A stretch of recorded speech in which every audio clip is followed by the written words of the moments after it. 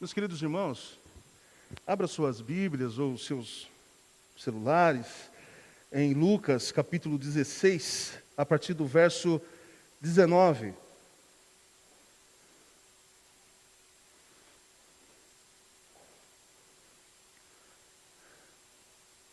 Assim diz a palavra do Senhor.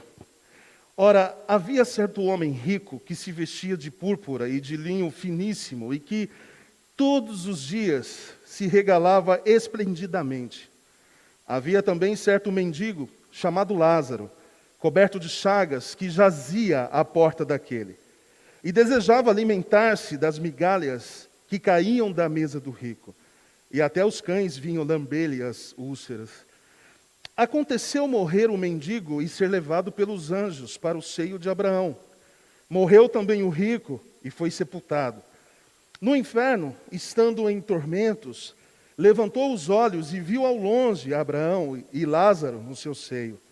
Então, clamando, disse: Pai Abraão, tem misericórdia de mim e manda a Lázaro que molhe em água a ponta do dedo para me refrescar a língua, porque estou atormentado nesta chama.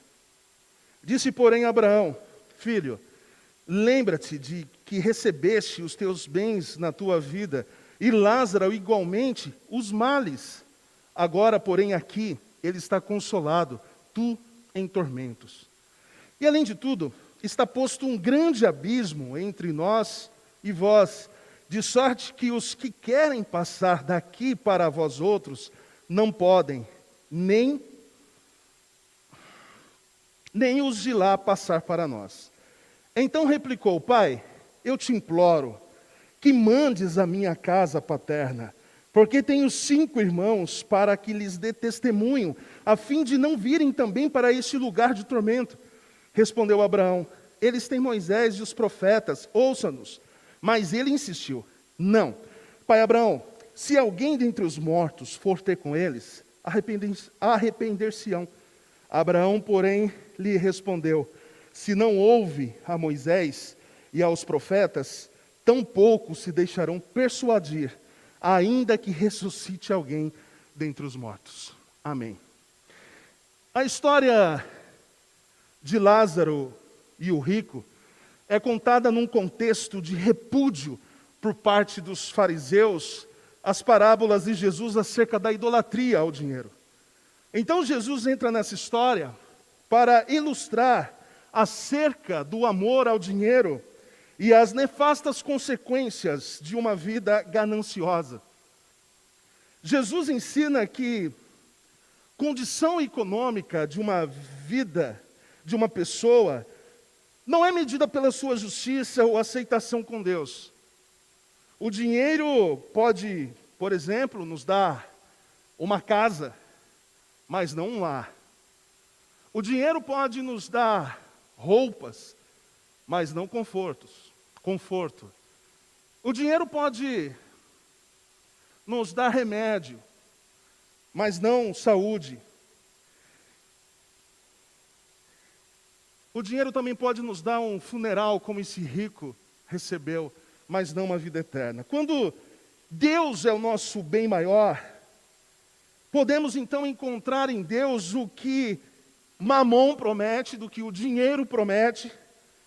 Podemos encontrar somente Deus, porque em Deus as promessas são verdadeiras e não as promessas da avareza. Por isso, o tema desta noite que o pastor propôs é a palavra, não o dinheiro, seja o teu guia. Está funcionando bem? Eu não estou conseguindo me ouvir. Eu gosto de me ouvir. Eu aprendo tanto quando me escuto, que é uma maravilha. Som. Melhorou muito. Muito obrigado. Jesus enfatiza um contraste nas condições sociais do rico e do Lázaro. Podemos ver aqui no texto que o rico, ele vivia de uma forma esplendidamente. Ele ostentava a sua riqueza. Ele comia bem todos os dias. Ele tinha um bom guarda-roupa. Se vestia de linho fino, de púrpura. Por outro lado, temos um mendigo chamado Lázaro, que se vestia de chagas, que se vestia de pobreza, que se vestia de misérias, e que ficava todos os dias à porta da casa do rico. O interessante é que o nome grego Lázaros é derivado do hebraico Eleazar, que significa Deus é ajuda. Lázaro não tinha a ajuda dos homens, mas depositou sua confiança na ajuda divina. Observe bem, um homem rico, vestindo bem, comendo bem, mas sequer Jesus o nomeou. Jesus nomeou o mendigo. O mais importante aqui do texto é o mendigo, ele tem um nome, Lázaro, que significa aquele que Deus ajuda. Você e eu teríamos essa interpretação, vendo um homem na miséria, vendo um homem que o desejo mais intenso que ele tem é de se alimentar das migalhas que caem da mesa de um rico. Você vê alguma probabilidade divina aqui sobre a vida desse homem? Não é bem assim que interpretamos a vida daqueles que estão passando por tantas necessidades e que passam por tantas dificuldades. A maioria das pessoas observam e vê, não é possível que Deus tenha abençoado esse homem. O problema é que nós construímos a nossa identidade baseado em nossa avareza, em nossa riqueza, e o Senhor, nosso Deus, Ele tem um olhar diferente para toda a atmosfera, para todos os cenários em que nós, todos os dias, estamos interpretando. Para nossa sorte, Deus não tem as mesmas interpretações que nós temos. A identidade que construímos nessa vida, ela terá repercussões eternas. Veja esse exemplo. Lázaro morreu e foi para o seio de Abraão. Isto é, para o paraíso, para um lugar de vida, para um lugar gostoso, um lugar em que todos nós queremos estar. Nós queremos ir para o céu, senão nós nem estaríamos aqui. A gente quer ouvir exortações, a palavra de Deus, porque nós queremos estar no céu. E Lázaro morre e vai para o seio de Abraão. O rico também morreu, mas a palavra de Deus diz que ele foi sepultado, demonstrando até nesse detalhe a diferença entre os dois homens.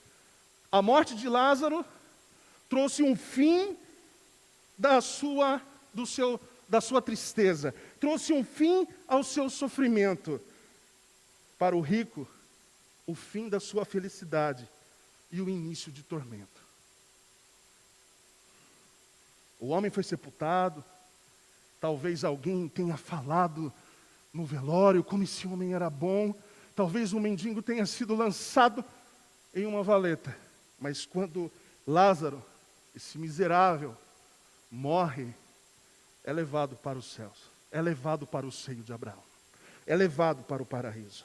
Note que a acusação contra o rico não era por ele possuir dinheiro, mas pelo dinheiro possuir. O versículo 24 nos aponta que no momento de tormento, o rico pede por algo que nunca deu a ninguém. Ele clama a Abraão: tenha misericórdia de mim. Mas incrível ainda nesse relato é que percebemos que o caráter do rico não mudou. Ele vê ainda Lázaro como alguém inferior, como um servo, e pede a Abraão: pai Abraão, mande que Lázaro molhe a ponta do dedo em água e me refresque a língua, porque estou atormentado nesse fogo. Olha, até no inferno, até no tormento, ele apresenta o seu orgulho. Ele não dirige nenhuma palavra a Lázaro. Ele não chora, ele não se arrepende. Ele olha para Abraão e diz: Abraão, manda esse pedaço de carne vir até aqui me refrescar.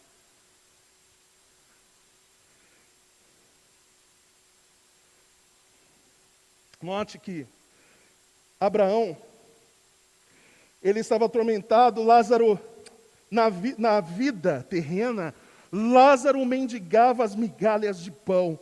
Agora é o rico que mendiga água. E é bom saber que para toda a eternidade. Abraão então diz ao rico: lembre-se que você recebeu seus bens durante a vida, enquanto Lázaro só teve males. O homem rico, ele teve a oportunidade de demonstrar misericórdia a Lázaro, mas não fez. Todos os dias, quando saía de sua casa, Lázaro estava lá. Todos os dias, quando ele saía com a sua roupa fina, púrpura, linho fino, Lázaro estava lá. Mas o que ele fez? Nada. Igualmente, agora, nada poderia ser feito ao rico. O seu pedido era injusto. Abraão ainda diz: além de tudo, há um grande abismo entre nós e vocês, de modo os que querem passar daqui até vocês não podem, nem os de lá passar para cá. Há possibilidade de alguém estar no seio de Abraão e querer ir lá para o inferno? Será que Lázaro, por um momento, pensou assim: eu vou lá molhar meu dedo, não tem nenhum problema. Abraão mostrou que isso será impossível. Você querer consolar alguém no inferno, é impossível. Enquanto vivo, o rico poderia ter usado o seu dinheiro para o seu sustento e para a ajuda aos necessitados, mas preferiu usá-lo como uma ferramenta para cavar um abismo social intransponível. Agora, porém, ciente da realidade do inferno e do tormento, olha o que ele pede para Abraão: pai, eu peço que mande Lázaro à minha casa paterna, porque tenho 5 irmãos. Talvez o rico tenha se lembrado de como ele vivia de uma forma nababescamente, e ele pensou assim: olha, eu peço que o senhor mande ele lá, porque para ele ainda Lázaro era um empregado. Manda ele lá e fala para ele que o negócio aqui deu ruim, que eu vivi da forma que eles estão vivendo, e o final da história não é legal. Fala para eles, apareça lá para eles, e diz, ele nunca havia se importado com esse homem. A resposta de Abraão foi: eles têm Moisés, eles têm os profetas, ouçam-nos. Com Moisés e os profetas, Abraão está dizendo que eles têm um Antigo Testamento, que Moisés representando o Pentateuco, eles têm os profetas, representando a palavra de Deus sobre a vida do homem. Então Abraão, ele insiste ainda com Abraão, ele entra num embate teológico com Abraão, ele diz assim para Abraão: Abraão, não é assim que funciona, Abraão. Deixa eu te explicar. Se alguém dentre os mortos, pai Abraão, for até lá, eles irão se arrepender. Você consegue entender, Abraão? Você não sabe da história, Abraão? Você não tem muita experiência, mas eu entendo. Mas se isso acontecer, as coisas irão mudar lá em casa. Abraão responde contundente: se não ouvem Moisés e os profetas, também não se deixarão convencer, mesmo que ressuscite alguém dentre os mortos. O que me chama a atenção também aqui nesse texto, que esse homem, por causa da avareza, ele nunca se importou com Lázaro. Existem pessoas em nossos dias que elas são tão ambiciosas em busca de querer dinheiro, que elas esquecem, elas perdem percepções, não enxerga mais uma esposa, não enxerga mais um filho ou uma filha. A esposa está vestindo bem, está bonita, cabelo bem cuidado, mas a alma totalmente destruída pela falta de um marido. Uma filha desamparada pela presença do pai, busca no peito de um traficante um refúgio existencial para a sua vida. Porque o avarento, ele só pensa em si. O ambicioso, ele só pensa em si. Em ganhar, sem ter a percepção de que ele está perdendo cada dia mais. Abraão explicou para ele que somente uma coisa evitaria que aqueles homens acabassem no mesmo lugar que seu irmão. Eles precisavam ouvir a palavra de Deus, aceitá-la pela fé. Abraão disse ao rico que os irmãos dele deveriam voltar para as Escrituras. É isso que ele disse. Eles têm Moisés, eles têm os profetas, que eles voltem às Escrituras. Jesus também está dizendo isso para nós hoje. Nós estamos comemorando 504 anos da Reforma Protestante. Nós precisamos voltar para as Escrituras todos os dias em nossas vidas. A Escritura é a única, as Escrituras é a única fonte que nos mostra que devemos crer. A Escritura é a única autoridade que nos ensina o que devemos fazer. A Escritura é a única revelação divina que nos aponta para Jesus, o nosso Salvador. Tanto o Antigo quanto o Novo Testamento enfatizam a pessoa e a obra de Jesus Cristo. O brado da Reforma Protestante ecoou dentro das Escrituras.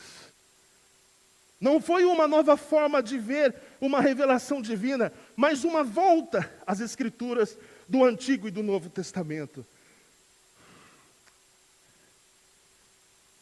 Nós somos avivados somente pelas Escrituras, e não por cultos, shows, não por profetadas.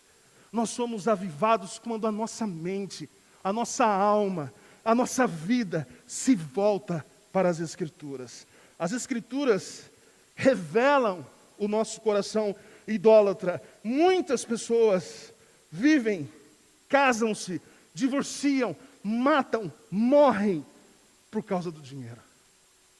E Jesus está mostrando para esses fariseus de que eles estão dizendo que amam a Deus acima de todas as coisas, mas Jesus está apontando para eles: vocês estão servindo Mamon, vocês estão servindo ao dinheiro. E Jesus está usando essa história para mostrar aonde os futuros, aonde os avarentos ficarão. Qual será o futuro dos avarentos? No inferno. Jesus não está contra o rico aqui. Jesus está contra aquele que tem o seu coração tomado por amor ao dinheiro. 1 Timóteo, capítulo 6, verso 10. Porque o amor do dinheiro é a raiz de todos os males. E alguns nessa cobiça se desviaram da fé e a si mesmos se atormentaram com muitas dores. Olha o que Paulo diz. O amor do dinheiro é a raiz de todos os males. A raiz é responsável por toda a produtividade da árvore. O amor ao dinheiro é a raiz de todos os males que podem vir sobre a sua vida, atingindo a sua vida espiritual, sua vida familiar. Quem ama o dinheiro, ele corre para a própria destruição. Quem ama o dinheiro nunca se farta. Já percebeu? Quem ama o dinheiro nunca se farta. Quem põe o seu coração nas riquezas, torna-se escravo delas para servi-las como um súdito. Você ama o dinheiro? Você ama Deus? Mas tem um lugarzinho no seu coração que você consegue dividir? Olha, eu amo a Deus, mas também amo o dinheiro. A minha mãe contou uma história de um vizinho que as pessoas falavam assim para eles: olha, Jesus Cristo é ótimo, Jesus Cristo é bom. Mas ele falava: mas Ave Maria é muito melhor. Existem pessoas que fazem isso. Eu amo a Deus, mas parece que o Deus que de fato existe no coração dela é Mamon. Você ama o dinheiro? Faça um inventário. Faça um inventário pessoal para descobrir, olhando para a palavra de Deus, sondando o seu coração com as seguintes perguntas: aquilo que a Bíblia diz aplica a mim? Descreve o meu dia? Descreve os meus pensamentos? Descreve as minhas motivações? Por exemplo, a única motivação que você tem para trabalhar é ganhar dinheiro? Se de fato for isso, Deus jamais será glorificado no seu trabalho. Jamais você será um bom profissional, porque você não trabalha para glorificar Deus, você trabalha para ganhar dinheiro. Se de fato for isso, você ama o dinheiro. Deus não será honrado e tampouco glorificado pela sua profissão quando você trabalha somente para financiar o seu luxo, como aquele homem rico da parábola. Então você ama o dinheiro. A pessoa que ama o dinheiro, ela não ama a si mesma, ela não ama a Deus, tampouco o próximo. O homem rico, ele vivia na ostentação todos os dias. Você já notou? Pessoas que gostam de ostentar a sua vida. Eu estava falando hoje com a minha família, que eu vi uma cena tão triste. Um irmão mostrando para o outro, irmão, da comunidade aqui dos discípulos, o valor que o banco tinha disponibilizado para ele, para o empréstimo, mais de 100 mil reais. E eu lembro que esse irmão estava numa condição ruim. Do nada, olha aqui que o Itaú disponibilizou para mim. Você gosta de ostentar? Existem pessoas que gostam de ostentar as suas roupas caras, sapatos, joias. Gosta de ostentar tudo que o dinheiro pode proporcionar. Se você tem uma vida assim, você ama o dinheiro. O homem rico não beneficiou o pobre Lázaro. Ele tinha condições financeiras para isso. Você fica aborrecido quando você é convidado para doar algum dinheiro, para ofertar, mesmo tendo, você fica chateado, você fica desgostoso, aquela sensação, você sente aquela sensação como se alguém tivesse colocando uma faca em seu coração, e como se você estivesse perdendo pelo convite que houve de você ajudar alguém. Se você vive dessa forma, você ama o dinheiro. Ninguém pode servir a dois senhores. Com Jesus é tudo ou nada. Se Jesus é o nosso Senhor, Ele tem de ser soberano e exclusivo, pois Ele não tolera rivais.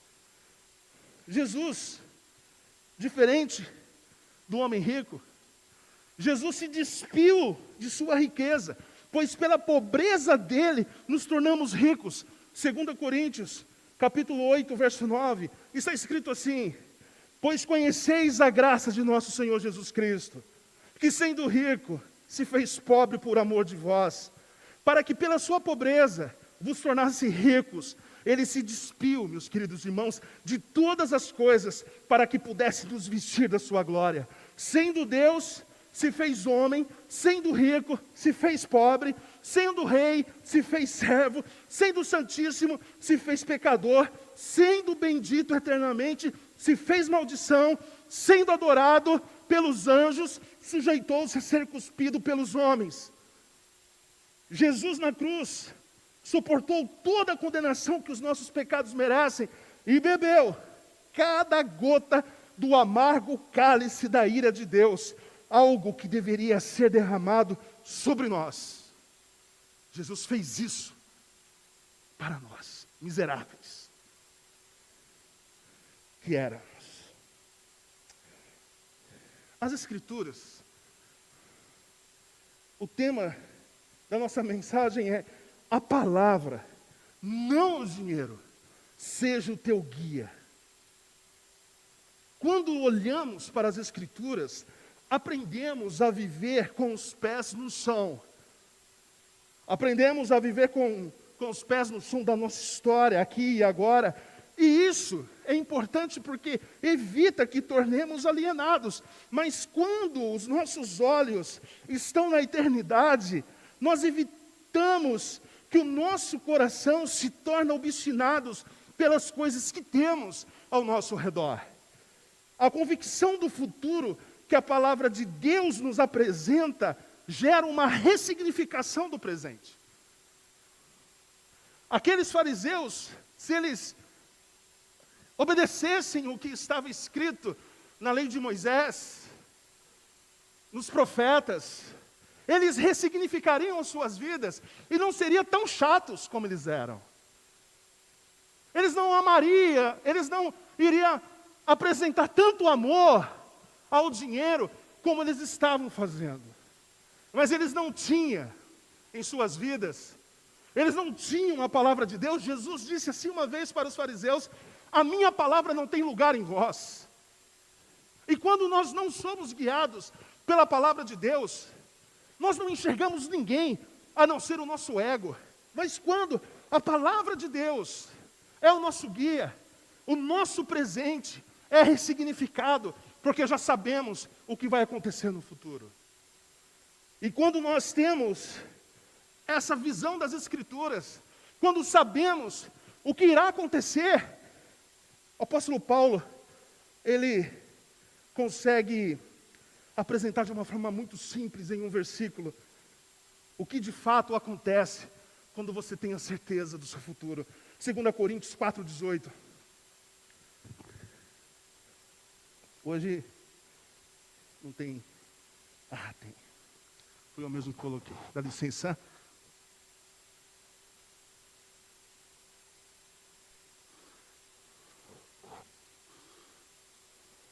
Segunda Coríntios 4,18 está escrito assim: não atentando nós nas coisas que se veem, mas nas que se não veem, porque as que se veem são temporais, e as que se não veem são eternas. Aquele rico, ele não imaginou que iria morrer. A vida é passageira. E precisamos viver pela fé a nossa realidade eterna. O rico foi indiferente ao sofrimento de Lázaro no presente, não se preocupou com o futuro e com a vida após a morte. Lá viu que todos os seus bens, que todo o cartão black, que o seu cheque, que a sua empresa não valiam absolutamente nada. Nada. Um dos pilares que a reforma protestante reergueu é o sola escritura. Isto é, somente as Escrituras. Somente as Escrituras contêm tudo aquilo que precisamos para ser salvos. Abraão disse ao rico: eles têm Moisés, ou seja, eles têm as Escrituras. Não vai compensar fazer um milagre para que eles possam acreditar em alguma coisa. Por quê? Porque o testemunho extraordinário da Escritura é muito mais importante do que qualquer milagre, qualquer ressurreição que pode ocorrer. Eles têm as Escrituras. A realidade última, a realização plena das nossas vidas, não é a trajetória, não é o fim aqui, a vida que temos aqui nesse ambiente, nesse lugar, não é a nossa realização última. Não é aqui que termina. Comamos, bebamos e morramos, não é aqui. Existe uma realidade eterna. E que aqueles que são guiados pela avareza não conseguem enxergar isso. Aqueles que são guiados pelo dinheiro, eles acham que a vida deles se encerra aqui. Nós estamos numa cultura que tem esses esquemas. Romanos capítulo 12, e verso 2, está escrito: não vos conformeis com esse século. A cultura tem um esquema, né? A cultura tem um esquema de prioridades. A cultura tem um esquema de pensamento sobre a família, sobre Deus, sobre o sexo. Mas a ordem para os nossos corações é: não se deixe formatar pela cultura. Não se deixe formatar pelos valores da cultura presente. Por quê? Porque Deus não fala em suas promessas e Ele nos exorta a romper com o conceito egocêntrico do mundo para experimentar as suas maravilhas. Há no Senhor suficiente provisão para cada necessidade de um filho. Portanto, devemos entregar as nossas vidas ao Senhor para que possamos experimentar a alegria indizível que somente Ele pode nos dar. Quando nós olhamos para as Escrituras, nós sabemos o que vai acontecer dentro da perspectiva cristã. Por isso, a consciência do futuro deve mudar a nossa atitude no presente. Era isso que Jesus queria que eles entendessem quando ele estava contando essa história. Jesus está mostrando para eles, olha lá o que está acontecendo. O meu filho, Samuel, coitado, vamos lá na história dos filhos do Enéas. O Samuel, quando tinha os 9 anos, eu e minha esposa, nós 3 havíamos saído do mercado, havíamos comprado para ele todas as ofertas de um deus mirim, né? Que gosta de Danone, bolacha e tanto, salgadinho e tantas coisas, parecendo um deus, né? E a gente pegando ali as oferendas para ele. Ele era bem fofinho, ele era igual ao meu caçula, o Mateus. E ao sair do mercado, nós passamos naquela lanchonete do M Grande. Ele comeu, M Grande, sabe? Ele comeu, bebeu.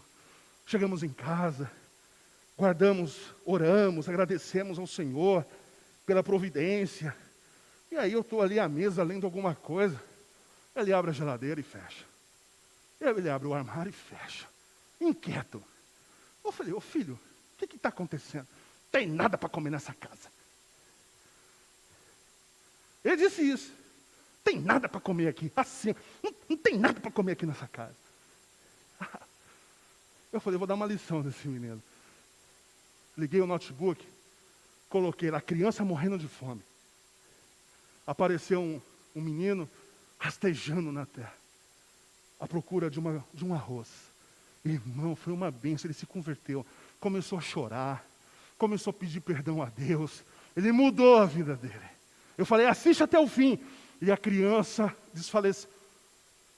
Jesus está mostrando para os fariseus, eu fiz isso para que eles se arrependessem. Jesus está mostrando uma miséria que vai acontecer com os avarentos, para que os homens, para que eles pudessem se arrepender. Era isso que Jesus estava querendo. Jesus estava mostrando para eles o que está reservado aos avarentos e queria que eles se arrependessem. Eles acreditavam que uma pessoa abençoada por Deus não deveria estar naquelas condições em que Lázaro estava vivendo. Mas Jesus tem uma resposta. Lucas 12:15. A vida de um homem não consiste na abundância dos bens que ele possui. Deus deseja que o nosso coração seja livre de toda preocupação exagerada. Deus, Ele quer que o nosso coração esteja livre dessa preocupação de ter, de possuir, com o poder. A nossa alma poderá ser pedida por Deus ainda hoje. E aonde ficará todos os acúmulos? Aonde ficará todo o seu dinheiro? Aonde ficará tudo aquilo que você tem angariado? As Escrituras apontam para a eternidade. E o que nós precisamos fazer? Nós precisamos estar com a nossa mente preparada. Aquele homem não estava preparado para sair da terra. Em 1 Pedro, capítulo 1, verso 13, está escrito: cingindo o nosso entendimento, fortalecendo o nosso entendimento. Pedro está dizendo que nós precisamos diariamente lembrarmos que a vida é uma dádiva e que devemos viver para a glória de Deus. Por quê? Porque a nossa história não é a nossa realidade última. A nossa história aqui não é a nossa realidade última. As nossas mentes devem serem reconfiguradas pela palavra de Deus, pois ela é a verdade. E é interessante como esse trecho faz uso de uma linguagem do Êxodo, que no Egito, o povo de Israel havia se reunido para celebrar a primeira Páscoa. Ali as famílias foram desafiadas a viverem aquele momento, participando dos alimentos na mesa, mas elas deveriam estar prontas para a qualquer momento sair daquele lugar. Pedro está ensinando que nós devemos viver as nossas vidas como aquelas famílias hebraicas, em torno da mesa, trabalhando, nos movimentando, enfim, mas devemos estar prontos para sair deste mundo a qualquer momento. A qualquer momento. E quando temos essa visão, somos reconfigurados pela verdade e começaremos a dar mais importância para os miseráveis que estão à nossa frente.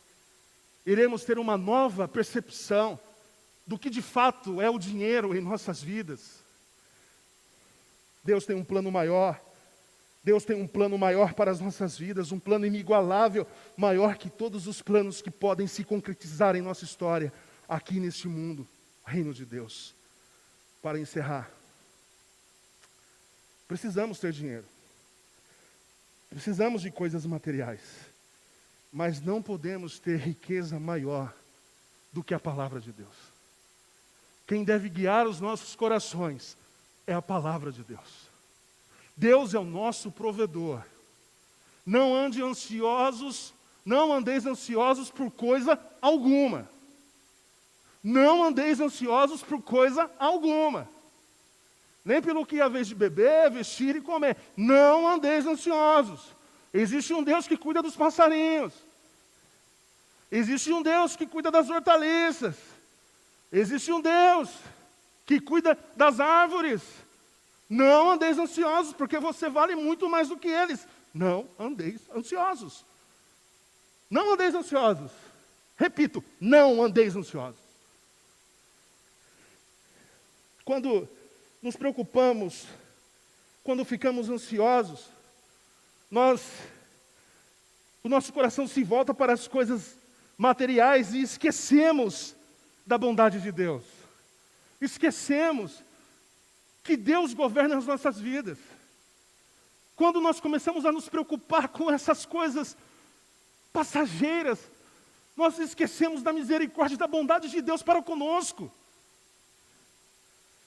Não há dinheiro nem riqueza melhor neste mundo que possa cuidar de nós, agora e na eternidade, do que a palavra de Deus. Amém. Vamos fazer uma oração. Pai eterno, o que seria de nossas vidas se não fosse a tua misericórdia? Havia um grande problema em nossas vidas. O maior problema de todos que possam existir, como doença, pobreza material. O Senhor resolveu uma questão que ninguém poderia resolver em nossas vidas, que era a separação que havia entre nós e o Senhor. E o Senhor resolveu isso, não poupando o seu próprio Filho para nos reconciliar contigo. O Senhor resolveu o problema do pecado na cruz. Nós não podemos esquecer disso. Não nos deixes tornarmos ingratos diante dessa beleza, desse amor, dessa glória, dessa graça que o Senhor manifestou através do seu Filho. E nós ainda, meu Senhor, nos preocupamos com coisas efêmeras neste mundo. Que os nossos corações, Senhor, possam descansar em Ti. Que os nossos pensamentos venham descansar na Tua palavra. Que as nossas almas encontrem descanso somente em Ti, Senhor, porque somente o Senhor é que cuida de nós. É em nome do Teu Filho Jesus que eu agradeço por essa oportunidade que temos aqui em Valinhos, de reconhecer, através do Teu Espírito Santo, que as nossas vidas estão em Suas mãos. Amém, Senhor. Amém.